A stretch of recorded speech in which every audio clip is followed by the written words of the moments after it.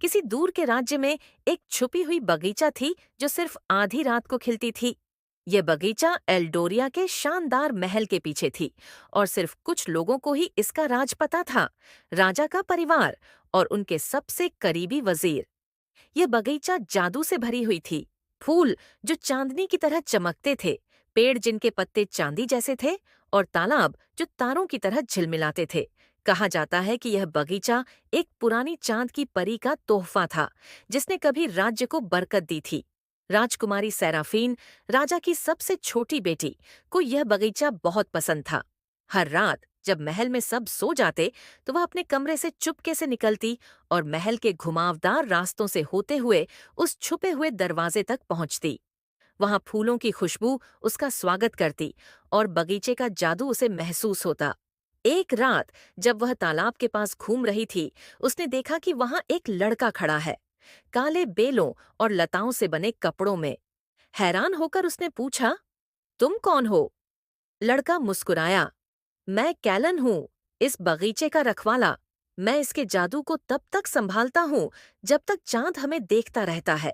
Seraphine ने उत्सुकता से पूछा, मैं इतने सालों से यहाँ आ रही हूँ, लेकिन मैंने तुम्हें कभी नहीं देखा। कैलन हल्का सा हंसते हुए बोला, मैं तभी दिखता हूँ जब चांद पूरा होता है। सिर्फ वे लोग मुझे देख सकते हैं जो इस बगीचे से सच्चा प्यार करते हैं। इसके बाद हर रात सेराफीन और कैलन मिलते। वे कहानियां बांटते, तारों के नीचे नाचते और हवा में झूमते चमकते फूलों को देखते। जब भी वे साथ होते, बगीचा और भी खूबसूरत लगता। लेकिन कुछ महीनों बाद राज्य में चर्चा होने लगी कि राजा महल को बड़ा करने का सोच रहे हैं। उन्हें नहीं पता था कि नई दीवारें बगीचे को तोड़कर गुजरेंगी।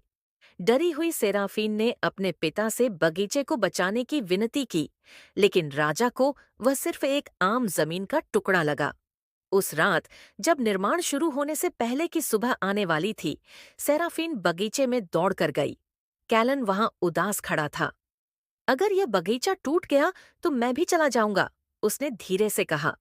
सेराफीन ने पूरी उम्मीद से चांद के नीचे एक प्रार्थना की, उम्मीद करते हुए कि पुरानी चांद की परी अब भी देख रही हो। जब सुबह हुई तो एक घनी धुंध उठी, जिसने पूरी मिडनाइट गार्डन को ढक लिया। जब मजदूर वहां पहुंचे तो उन्हें सिर्फ एक घना, अदृश्य कोहरा मिला। राजा ने इसे जादू समझकर अपने प्लान को छोड़ दिया। समय बीत गया और बाकी लोगों के लिए वह बगीचा बस एक कहानी बनकर रह गया। लेकिन सेराफीन को पता था कि मिडनाइट गार्डन और कैलन अब भी उस धुंध के पीछे हैं। एक राज जो सिर्फ उन्हें दिखता है, जो रात के खामोश जादू पर विश्वास करते हैं।